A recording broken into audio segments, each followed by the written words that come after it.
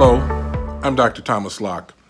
As usual, my subject today pertains to saying something because somebody's got to say it. I get asked questions almost daily about why don't you take insurance? And I believe that someone who doesn't participate in the various healthcare plans is in a better position to honestly answer not only that question, but all kinds of questions about our health insurance system today.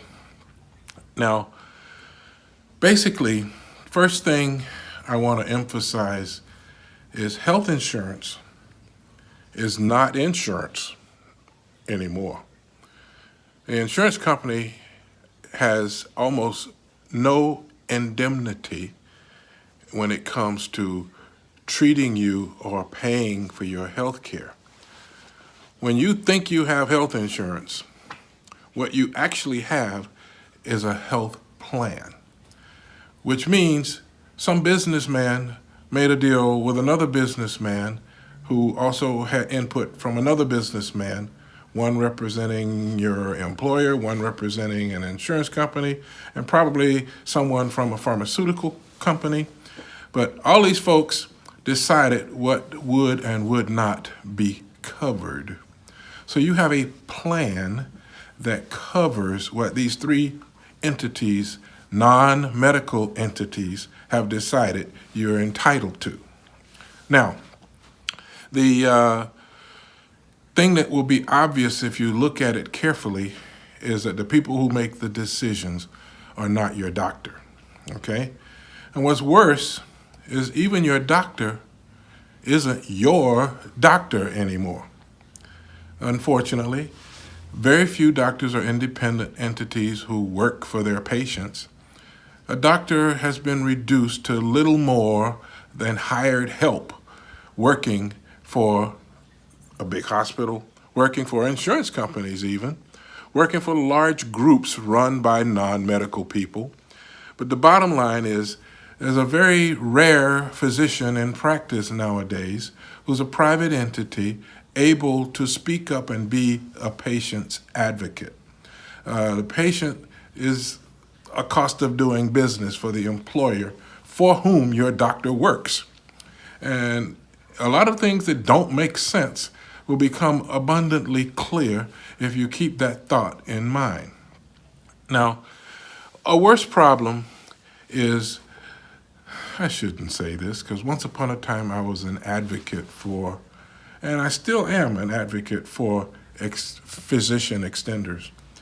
But the epidemic of using the term provider has caused the quality of care to be greatly diminished society-wide. And what do I mean by that? Now, some of my best friends and closest associates happen to be nurse practitioners or physician's assistants. But about a decade ago, these same businessmen we were talking about a while ago decided that it would be nice to create a public relations situation where a PA, a nurse practitioner, an MD, a DO, would all be essentially equivalent. So they started calling everybody a provider.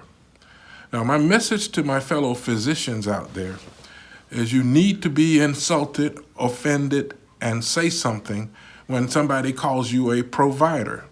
If you have an MD or DO behind your name, you didn't go to provider school, you went to medical school. And being lumped in as the equivalent of a physician's assistant or a nurse practitioner and the compensation implications related thereto is an insult to all concerned who were, and nowadays in economic terms, stupid enough to spend 14 years training to do what you could have done in 4 or 5 years to become a nurse practitioner or a PA. So the bottom line is, when we all became providers, the quality of care suffered greatly. So I hate it when I hear the term because a lot of my friends are offended. And I am offended for them. But a lot of folks who wear white coats are doctors, okay? But they get to practice medicine as if they really were doctors. Now, the real challenge is when doctors start to become doctors because they practice what's covered and not what's good for their patient. And in that situation, the MD or DO may as well be a PA or an NP. The bottom line is we have to understand these realities as healthcare consumers. And a lot of things that don't make sense become abundantly clear if we keep these realities in mind. Now, I want to spend time in another video another day talking about things like RVUs and capitated plans, but all these concepts are ways that the businessmen who run medicine now control their hired help. You know, RVUs is something if you really want to get a buzz out of somebody, if they work for a big hospital or an HMO or a large group practice, ask them, do you get compensated based on your RVUs? Okay, basically they get paid more for doing things to you, doing procedures, ordering profitable tests, and nobody gets paid for sitting down listening to you or asking and answering you a bunch of questions that don't generate revenue for the boss man for whom the MD works. So the real scam as far as the capitated plans, and I'm going to spend more time documenting these facts before I talk about them again in another video. But when you talk about copays, there's such a thing as a capitation where a physician gets, I won't use that word, persuaded to work for a fixed fee, which can be as little as $5 or $10 or $20 a month, every month. Whether you see the patient or not, your compensation pretty much remains the same. So to make it look like they're paying for a fee for a service provided, they came up with this copay scam where the patient has to pay a copay. But what you need to realize with some of these capitated plans, that's all the pay that the doctor gets. Now, you try to get a plumber or an electrician or a mechanic to work on your vehicle or your air conditioning or your toilet for what they pay in copays, and you'll understand why your doctor isn't glad to see you anymore. But I'll do some digging and documenting and come up with better verification of which plans do what. And I'll start calling names in future videos. Now, for general terms, we need to understand what in-network means, okay? When someone is in-network, they basically agreed to work for a lot less. They've basically agreed to be pimped by whoever designed the network. And when someone is out of network, what that really means is they've refused to be pimped. They've refused to work under the conditions that the in-network people have said they have to work. So it's not a bad thing when somebody's out of network. It's not a good thing when somebody's in network necessarily. But I think a lot of people who provide good care and they remain in network really ought to be elevated to some kind of noble level for donating their time and working for free. Maybe a Mother Teresa award or something if you do good care and you do it in network. But anyway, let's talk about Obamacare. Obamacare was kind of a step in the right direction. At least it was intended to provide care for people who don't have health coverage. It was good to address things like pre-existing conditions. But the real problem with Obamacare was Big Pharma, the insurance industry, and a whole bunch of politicians were in the conversation. Nobody who sees patients for a living was involved in the conversation, even when they gratuitously got a few MDs involved at the last minute. These are guys who are politicians and academicians who really don't see patients for a living. So the obvious flaws and the obvious inadequacies of Obamacare can simply be explained on that basis. Now, the other myth that we have to address is the electronic health record is a better way to document health coverage. I see the electronic health record as the last nail in the good medicine coffin. If you look at documents generated by one of these health records electronically, when you finish reading dozens and dozens of pages, you don't have any more information than when you first picked up the record. Now, most often you can't even print it and have something to refer to. It's electronic.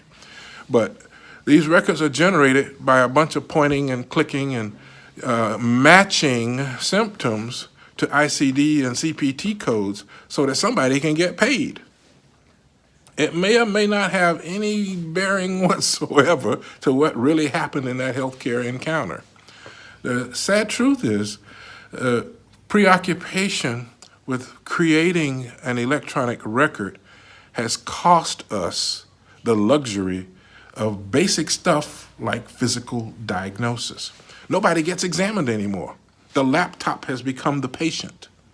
You look at an encounter from afar if you accompany a loved one to a medical office visit and observe how much of the time the person's typing on the laptop, observe how much of the time they're communicating with the patient, and observe how much of the time they even touch the patient. And don't get me to talking about telemedicine. That's the next subject. But the laptop is now the patient. The patient is almost in the way because some poor soul has to generate an electronic record so some bean counter can generate a bill so some big hospital or some big group practice or some big whatever entity can get paid. And if this person who's generating this electronic health care record doesn't do a good job of getting their boss paid, they will be replaced.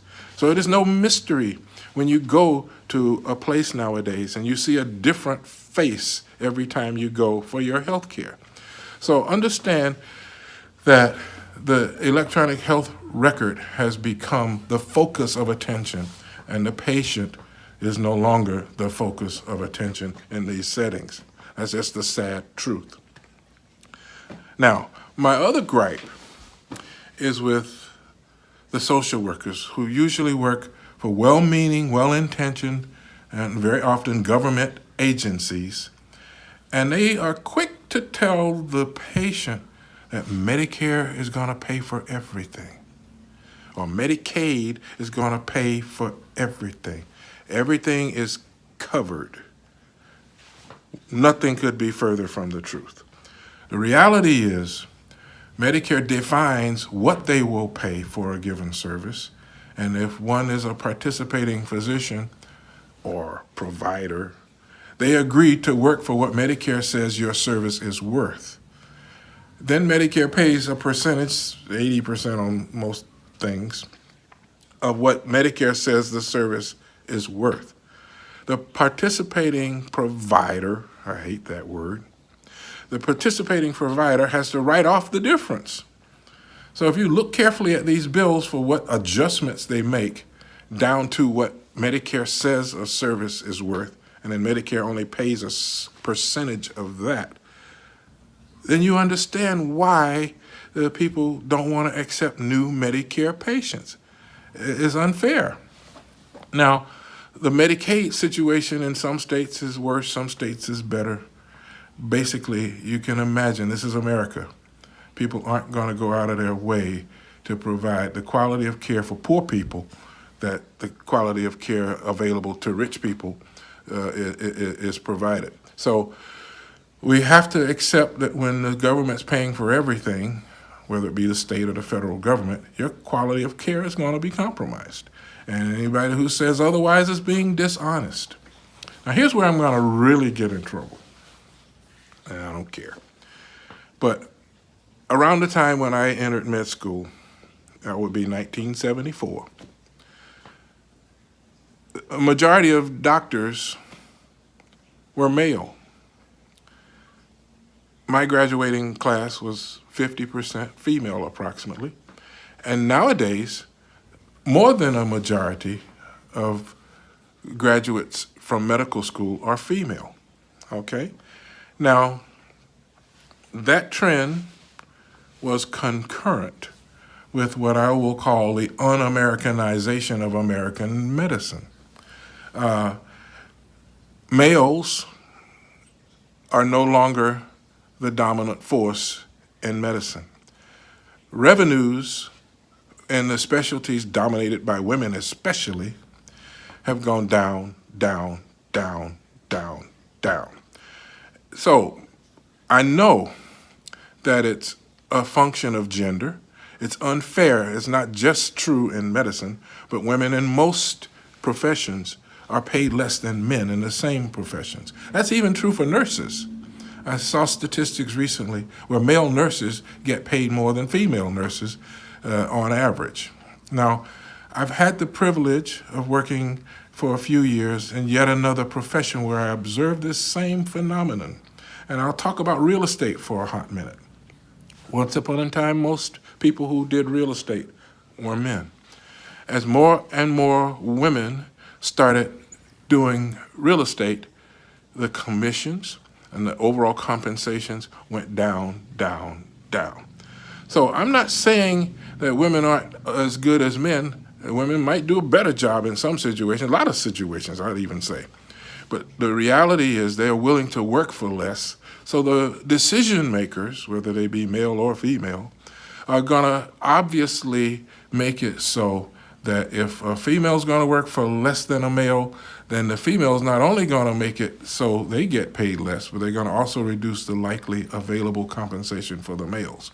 So my message to female physicians is it's time for these ladies to man up and not accept the things thrust upon them in the way of reduced compensation. Your service, your training, your qualifications warrant you being paid more than what a bean counter says you're worth.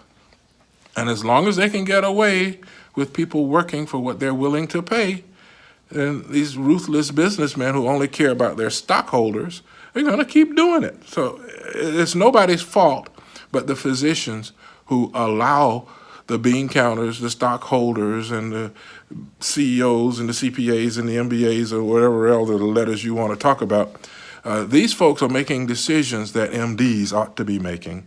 And because they're not, we have the situation that we have. Now, I do believe that it's a good thing culturally that more and more physicians happen to come from countries other than the United States. But the motivation is not because anybody is benevolent or they're really wanting to train people from other countries. They do this because these physicians are willing to work for less. Even when they work harder and they see more patients, they're still working for less per patient. And that reality is something that has compromised the overall quality of care. Now, my other gripe is with the employer-based health insurance model, okay? We have gotten into this back from a time when unions basically were the driving force behind getting healthcare coverage through your place of work. People don't spend 20, 30 years working for the same employer anymore. That alone is reason sufficient to change the source of where our health care coverage comes. When you change jobs, even people who can't afford it end up spending extended periods of time with no coverage. So I think the employer-based health insurance model needs to go the way of the Model T and the Edsel because it doesn't fit the kinds of realities we deal with in our society today. Now, one of the other issues that I overlooked briefly that I have to address is the training of physicians. When I was in medical school and when I was in my residency, we learned by taking care of real, live, human patients. YouTube videos, laptops, video games, and more importantly, reduced work hours allowed have compromised the amount of experience that physicians in training get with hands-on care. There was a time when a physician's eyes, the physician's ears, the physician's hands, these were essential tools. These were special. People who went through medical training see things that other people don't see, hear things that other people don't hear, and they can use their hands to define things that other people are not able to do. Not anymore. These young doctors, if it can't be done with a mouse or a keyboard, if they can't see it on a screen, they're clueless. And people wonder why they're running up the cost of HealthCare.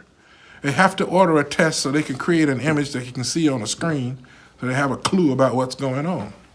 Once upon a time, we would always examine our patient, get a good history, and predict what x-rays would show. And once in a while, we got surprised. So you still need these imaging studies, but you can't be totally clueless going into a diagnostic workup and depend exclusively on what an x-ray or an MRI or whatever is going to show. If you can't talk to somebody, examine them, and have a real good idea what's wrong with them, they might as well see a physician assistant or a nurse practitioner or something. Anyway, that's enough about that. But basic point I want to make is I got to a point where I had to say these things when this COVID-19 virus is forcing us to get into telemedicine, okay? People who never learned physical diagnosis in the first place, people who don't gather any meaningful information using their hands, using their ears, talking to people, people who are used to getting information from a screen, they'll gravitate to this telemedicine in a heartbeat. But there's all kinds of information that you cannot pick up on. You can't identify smells. You can't identify dullness to percussion. You can't hear wheezes realistically. Well, some people can't do it with a stethoscope nowadays. But the point is, examining people hand to person, hand to body contact. That used to be a useful source of information. Yes, it's nice to have ultrasounds. Yes, it's nice to have CT scans. Yes, MRIs are a wonderful thing. But if that's the only way you can get some information, because you can't do physical diagnosis, then obviously the cost of healthcare is going to go through the roof. I don't know why this is such a mystery. Now, I will say there is hope, okay? I never thought that I'd be an advocate for any kind of nationalized health system. I've spent decades opposing the whole concept of universal health care, mostly because I knew it would be brought to us by the same people who brought us these other not-so-natural disasters like Medicare, Medicaid, the VA, and all these other government-run healthcare disasters. But if you look at how the businessmen and the insurance industry and the pharmaceutical industry have corrupted traditional insurance, I have to say now that a universal health system would be better for society than what we have now. And I truly wish, maybe I shouldn't say this, but I wish I had been consulted when it came time to explain Medicare for all. If I had been asked to explain Medicare for all, Bernie Sanders would be our next president. What he avoided, unfortunately, was talking about the tax increase that would be necessary in order to have Medicare for all. It's unavoidable. That's just a fact. It's not politically smart to talk about it, but you can't have Medicare for all without an increase in taxes. However, the obvious thing that should have been promulgated is that the amount of the tax increase on a per family basis is less than what most families are paying in their stupid deductibles now. People have $2,000, $5,000, and even higher deductibles now. Nobody's tax is going to go up more than $5,000 a year. Not to mention that with Medicare for all, the health premiums go away. That's another $1,000 every month. So if he had explained it in these kinds of terms and just made an honest reference to what the tax implications are and how it's actually a net tax savings, I think his mistake was he didn't explain it very well. But meanwhile, I don't know that Medicare for all will ever come about. I do believe that something better than what we have now is necessary. Now, if I'm a healthcare consumer, there are two other things I want to say we should be familiar with.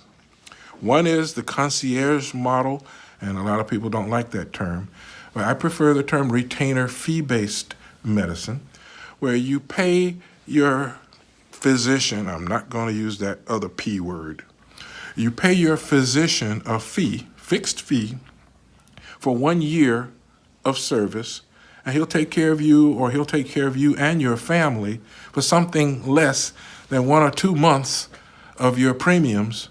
And basically, you obviously can put your savings in terms of premium dollars in a medical savings account. And when you need something expensive, like an MRI, or if you have to have surgery, the money you put in premiums would be available to pay cash for these services. More and more providers are being much more willing to accept cash payments rather than fight with an insurance company. Self-pay no longer means indigent. Too long have we assumed that the terms were synonymous. Self-employed people making very good income would save a lot of money paying cash for the services rather than being ripped off by trying to adapt to some health plan that some businessman designed without you in mind. The other issue, in addition to the concierge model, medical savings accounts, is a lot of people are finally talking more about preventative medicine. And even the HMOs are pushing prevention because that saves them money too. So preventative medicine is another area where we need to put more energy. And I think staying healthy is a better focus than trying to have coverage when you get sick. But anyway, I hope I don't ruffle too many feathers with these divergent opinions, but I say these things in the spirit of somebody's got to say it. So I thank you for your time. I thank you for your attention. I look forward to the opportunity to share with you more information in our next Wise Medical Minute. Thank you for listening to the Wise Medical Minute with Dr. Thomas Locke. Dr. Locke addresses current events as well as important medical issues using responsible, unbiased journalism approach from a medical perspective. We invite you to submit questions or comments or suggestions for future topics by email to info@wisemedicalcenter.com. Again, thank you for viewing the Wise Medical Minute.